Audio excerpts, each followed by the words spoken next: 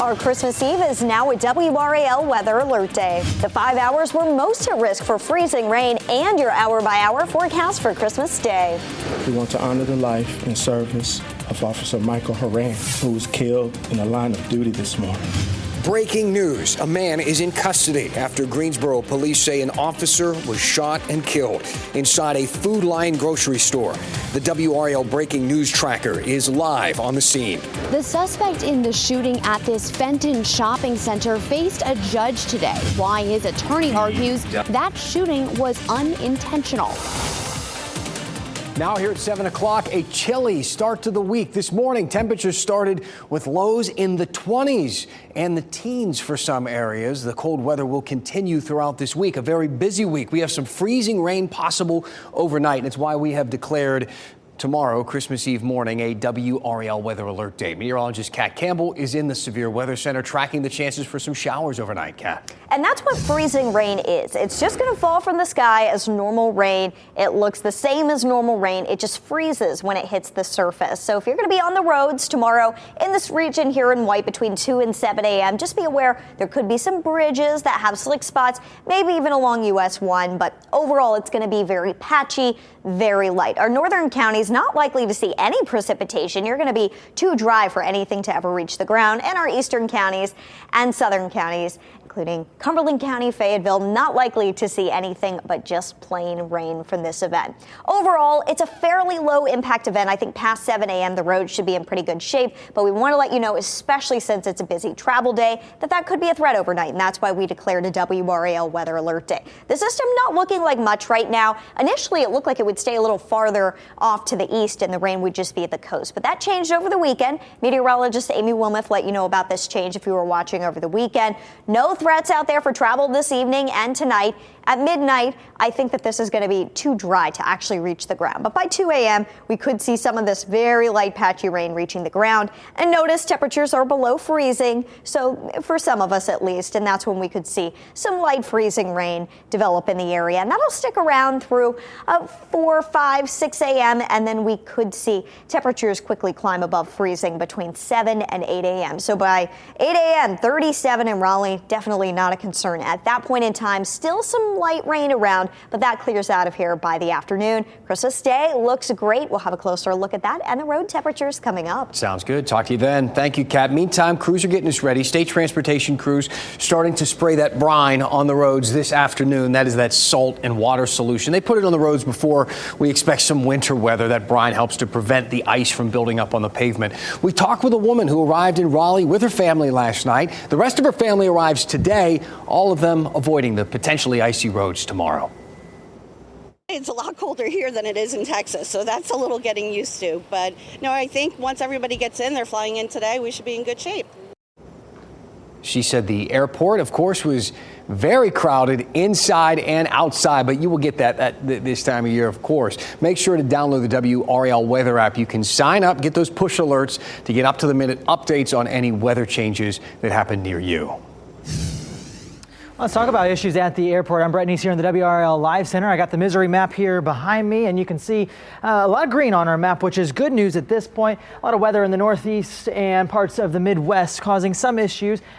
D.C. having kind of the major, a lot of the issues so far on all of these delays and cancellations. 555 delays over the last 4 hours across the country. That's not that bad. Only 2 cancellations. Let's talk about what we've seen at RDU across today. 43 delays so far across the whole day. Just 1 cancellation. That's good news. Things going smoothly so far at the airports for this holiday travel season. So far, so good. Thank you, Brett. A Greensboro police officer is dead. This after a shooting at a Food Lion this morning. The suspect arrested then hours later on Interstate 40 right near the Duplin-Sampson County line. Some video from Sky 5 shows more than a dozen police vehicles. That's the suspect there being put in the back of that sheriff's deputy's car. WRAL's Willie Danley is joining us now. And Willie, this has been a situation we have seen play out all day. So much traffic out there. It looks like things are finally clearing up behind you. Yes, Dan, within the last 15 minutes, I-40 here in Duplin County has reopened just a couple of miles down that way. That's where that chase ended. This suspect started off in Greensboro, driving over 150 miles through 7 different counties before being taken into custody today. Take a look at this video. Sky 5 flew above the scene. These are the moments that suspect was brought into custody. We're told by Greensboro police that Officer Michael Horan was responding to reports of a man with a firearm inside of a Food Lion. When he responded to that situation, he was fatally shot, and the suspect was captured here hours later in Duplin County by multiple different law enforcement agencies. Tonight, law enforcement officials from around North Carolina are sending their tributes to Horan's family. Take a listen to this. This is a press conference that happened just a short time ago. Together we are mourning Officer Horan, who was a husband, a father, a son, a friend, and much more to his family. He was an excellent officer. He had an outstanding reputation inside the department and in the community. A terrible situation for that officer's family, losing him just days before Christmas. We're going to continue to follow this story. We have reached out to Greensboro police to learn more about those moments inside the Food Lion that led up to this fatal shooting. We're going to stay on top of this story and keep you updated. In Duplin County, Willie Danley, WRAL News. Here in the WRAL Live Center, I'm Brett Nice's reaction to this fatal shooting continues to pour in. This is Officer Horan. He was hired by the Greensboro Police Department in 2017, has served there ever since. And the shooting happened today in Guilford County. Willie is down there in Duplin County where that chase ended. You can see just how far the two scenes are from each other. Some of that reaction includes from Governor Roy Cooper. He said in a post on social media that he has spoken with Greensboro Police Chief Thompson to give him his deepest condolences on the tragic shooting and death of Officer Michael Horan. The officer was courageously doing his duty protecting Greensboro when he became the victim of a senseless act of violence. I extend to his family and friends my sympathy and grateful heart for his brave and dedicated service. And then Charlotte Mecklenburg's Police Chief Jennings, he also posted this heartfelt tribute, saying that this was a loss of a courageous hero who devoted his life to protecting the Greensboro community. We'll continue to follow any developments in this story. Of course. Brett, thank you. All right, let's get you caught up now. Here are the 5 things you should know tonight. We are learning a bit more of the details tonight about a deadly accident on Highway 57 in Orange County that shut down the road for hours on Saturday. So according now to the Highway Patrol, Carlos Geraldo Gonzalez Mejia was speeding and hit the back of an SUV, forcing the vehicle across the center line to then collide with another car. Gonzalez Mejia is facing several charges, of course, for this. Driving impaired is one of them, and killing a woman and 2 young children. The woman was identified as Bertha Vacillo. The State Highway Patrol is still investigating. Lumberton police are searching for these 2 suspects in connection to a deadly shooting at a Walmart. Ezekiel Burden is 17 years old. Brian Campbell is 18 years old. Police responded to the Walmart on Fayetteville Road. This was Friday around 3:45. 42-year-old Brandy Olson was shot and killed. If you have information about either of those suspects, please call police. Holly Hill has released a statement about a fight on its children's campus. Today, the mental health facility told WRAL, quote, that all staff and patients are safe. They also thanked Raleigh police for their response. Last night, our crew on the scene saw dozens of police cars there. Police say staff had to break up a fight between the patients. Many of the children in that mental health facility are involuntarily committed. No injuries or arrests were reported.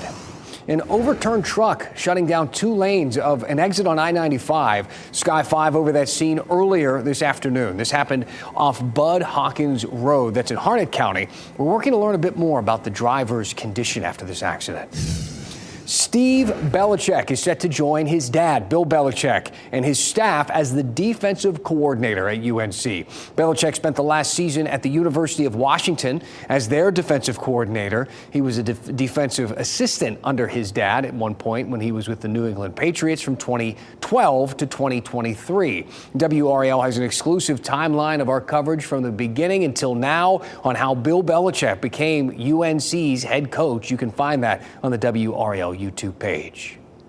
The man who turned himself in after a shooting that happened in Fenton, that busy shopping plaza on Friday night, says it was an accident. This is Malik Scott McLaren.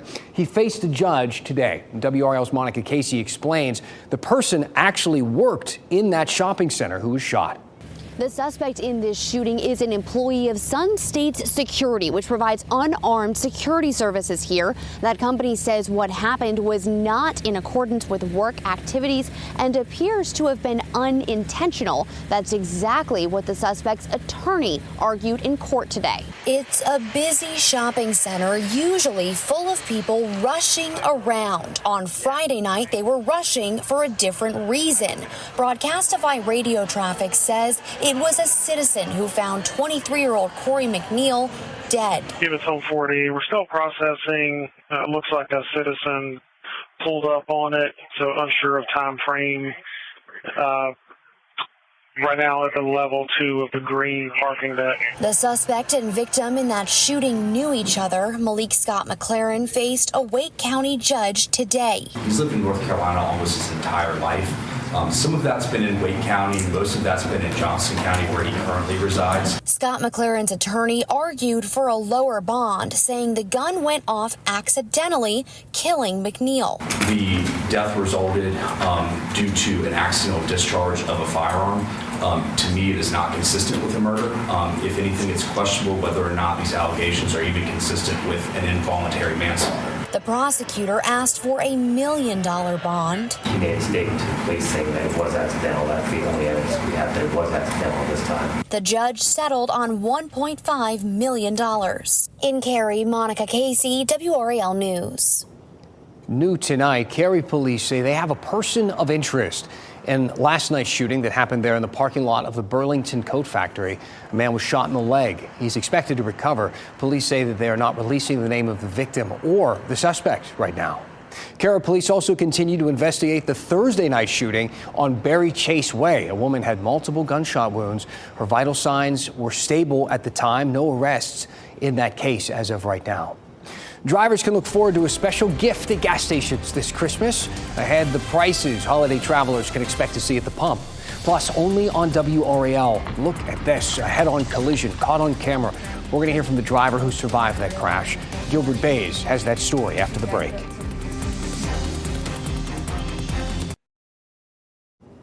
The mother of a 9-month-old baby who survived a head-on collision calls it a Christmas miracle. Look at it happen there. So a driver hit Chelsea Evans. This happened last night. That crash, as you can see, caught on surveillance video. Investigators say the driver who hit her was drunk. Only on WRAL, Gilbert Bays spoke with that mother who says that she and her baby are fortunate to still be here with us. Well, Chelsea Evans is here at Cape Fear Valley Medical Center. She was brought here last night with her 9-month-old after being hit by a drunk driver. And she says this is not the first time. Chelsea Evans and her fiance are calling surviving this crash a Christmas miracle. It's a miracle because the impact of how we were hit, we definitely had the choice of not being here today. However, God interfered and he saved our lives. Evans says just before 9 Sunday night, she was driving along Gillis Hill Road when a drunk driver crossed the center line and hit her head on. It was me and my 9-month-old son in the car. When he hit me so hard the airbags came out. It killed my battery. So when I got out to get my son, I wasn't able to open the door. Evans suffered multiple injuries to her neck, back, and arms. Her 9-month-old baby, St. Jari's, was in a car seat and wasn't seriously injured. Evans says 9 months ago she was returning from a maternity photography session when another drunk driver slammed into the back of her car on Murchison Road. She backed up to leave the scene and hit me again. And I instantly started contracting, going into labor once she hit me. Evans was rushed to Cape Fear Valley Medical Center where an emergency C-section was performed to save the baby's life. Now the focus is on this crash and Calvin McDonald, the man police say is responsible for the accident. If he were in front of you right now, what would you tell him? To get his life in order, because he almost took 2 other individuals' lives. Now, Evans has suffered some very serious injuries. Her family has put together a GoFundMe page to help with the medical expenses. In Fayetteville, Gilbert Bays, WRAL News. Glad they are recovering. Boy, oh boy. $5.5 million has been raised now to help with Hurricane Helene relief. Governor Roy Cooper making that announcement today. The funds were made to the NC Disaster Relief Fund for the North Carolina Community Foundation. That foundation will use it along with another $12 million the foundation raised to support some long-term recovery for those folks there in western North Carolina. The world's largest IV fluid plant is almost back up and running to pre-Helene capacity. The storm shut down production at Baxter's Pharmaceuticals plant in McDowell County. Going into the holidays, the company says it has reopened now 8 of the 10 manufacturing lines at that plant, about 85% of the plant's pre-storm capacity. Baxter expects to reach full production levels in the first quarter of 2025. The Helping Hand mission is giving back to people in Raleigh just in time for Christmas. The nonprofit giving out free heaters for people in need as temperatures dip into the 20s again tonight. This is thanks to an anonymous donation of nearly 200 heaters. Anyone who needs a heater can show up to the mission for help. Helping Hand mission is still accepting some more heater donations as well, and warm clothing.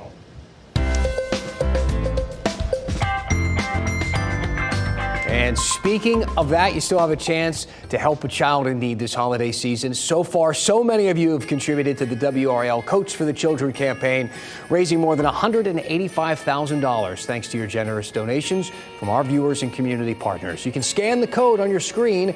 There, we have it up there now, or you can go to WRAL.com/coats. You can also drop off a new or used coat at a participating Jiffy Lube location. And you will need coats. Meteorologist Kat Campbell joining us now. Another cold day. We have another frigid morning ahead of Christmas, a cold Christmas Eve. Yes, we do. Tomorrow is going to be the day to watch, and that's because a system brings the chance for some rain in the morning, and that time frame for the rain kind of collides for a couple of hours very early in the morning hours with when temperatures are at freezing. So we've got to watch for some morning showers in our southern counties, and some of us to see a brief window of freezing rain before 7 a.m. And then after that, we dry out. Tomorrow, Christmas Day looks great. Near normal temperatures, 54, right on par with normal. And it's trending toward more sunshine during the day. Clouds should roll in later in the evening and Christmas night. So here's the setup that we have in place tomorrow. If you're wondering, well, where did this freezing rain threat come from? This system initially, the coastal low, looked like the rain would stay closer to the coast, but it's tracking just far enough inland to bring some of that very light rainfall our direction, and that could freeze upon contact in the morning. That's our main concern, and the heavier rain would still be at the North Carolina coast. So let's take an hour-by-hour look at what to expect throughout the morning hours. Rain chances really don't start until closer to 2 a.m. Through 7 a.m. would be that time frame where we've got to watch for temperatures to be at or below freezing, so the rain could freeze as soon as it hits the ground. This is not going to be a widespread threat. It's not like you're going to be driving on a road full of a sheet of ice or anything like that. It's very much a patchy threat and a low-end threat, but we want you to be aware, especially with so many people traveling around the holidays, especially between 2 and 7 a.m. If you have to be on the roads, please be extra careful on bridges. Right now, road temperatures are above freezing everywhere. Don't forget, meteorologist Chris Michaels will be showing you this map tomorrow morning all morning long. It's an exclusive product that we have here at WRAL. That way you can know for sure when it is safe to hit the road and travel tomorrow. The reason why we always are more concerned about the bridges is because it's like a Oreo sandwich. The bridge is actually sandwiched between cold air on top and cold air on the bottom. It allows that surface to freeze a lot faster. The grass, the soil, insulates the actual ground a little bit better and the roads better than if you have nothing underneath. In Durham, Raleigh, it's in the mid-30s right now, 35 in Fayetteville as well. The WRAL TV tower lit up, looking awfully festive. We'll watch for that threat tomorrow morning before 7 a.m. Then you should be good to go for the rest of the day. Upper 40s to lower 50s for highs tomorrow. And Christmas Day looking great. 51 in Roxborough, 53 Durham, 54 Raleigh, and 56 in Southern Pines and Fayetteville. Not too bad out there for Christmas Day and the first night of Hanukkah on Wednesday. 35 for the low that night. Some clouds fill back in as we head into the end of the week with just some tiny rain chances. Rain chances go up a little bit toward the weekend as our temperatures go up as well. We've got some 60s on the horizon. Warming up. Thank you, Kat. Volunteers, though, brave the cold weather to give back this holiday season. Next, the holiday tradition spreading Christmas spirit in Durham.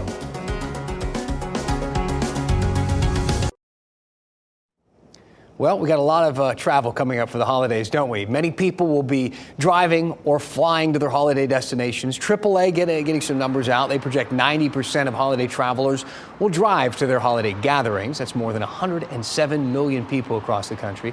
The good news is tomorrow and Christmas Day will be far less busy for travel. However, it is expected to pick up as travelers return back from the holidays. Once you go, you do have to come home. So here's a look at how some gas prices are going to shake out as you head out on the roads. The current average in North Carolina, $2.83. That's less than this time last year. The average was about $2.96, almost $3. According to Gas Buddy, the current average in Raleigh is $2.87, a few cents above the state average. Reports say we're seeing the most affordable Christmas gas prices that we have seen since the pandemic, so that's kind of nice. The Durham Rescue Mission held its 47th annual Christmas Community Dinner and Toy Giveaway. It was held at the men's campus on East Main Street in Durham. Volunteers braved some cold weather and make some free, warm Christmas meals for families who may not have one this year. Children who attended also received some toys. There were drawings for large grand prizes. There were smart TVs and Nintendo Switches, Chromebooks, and bicycles. We've been working hard. We've been giving away toys and presents. And the amazing thing is that this community rises to the occasion every year. You know, we sit there and say, hey, we got this goal. We're going to do this. We're going to do 3 events this year. Bam! They came through again. I like that laugh. He's excited about it, as he should be. This is the third year that the event had in the past the third event, I should say, that they've had in the past 4 days that the Durham Rescue Mission has hosted. They spent the past couple of days in the mountains of North Carolina, helping some of the flood victims there. How does a Christmas lottery win sound? We're just days away now from the Mega Millions jackpot. It's approaching $1 billion. The winning ticket is worth an estimated $944 million. The lump sum, $429 million. You can catch that next drawing tomorrow night at 11 p.m. right here on WRAL. Say a little, write a letter to Santa on that one. Cross your fingers. Thank you for making WRAL your choice for local news. Our next newscast is on at 10 o'clock on Fox 50 and 11 here on WRAL. Until then, have a great night. Keep watching WRAL News over the air Channel 34 and Spectrum Channel 1257.